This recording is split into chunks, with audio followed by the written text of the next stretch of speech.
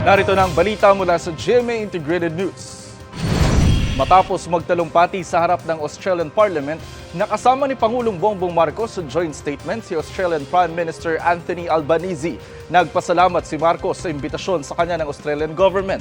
Sumentro raw ang pag-uusap nila ni Albanese sa pag-maximize ng pinalakas na relasyon ng Pilipinas at Australia.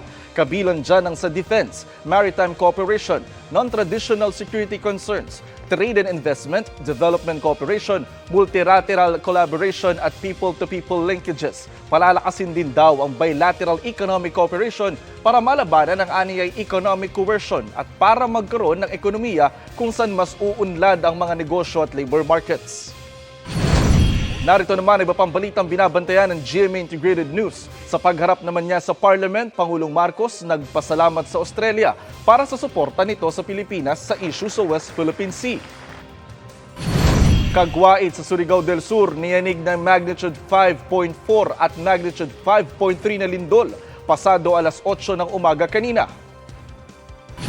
At easterly sa trough ng LPA sa labas ng PAR, posibleng magdulot ng baha sa Agusan del Sur, Surigao del Sur at Davao Region ayon sa Pag-asa.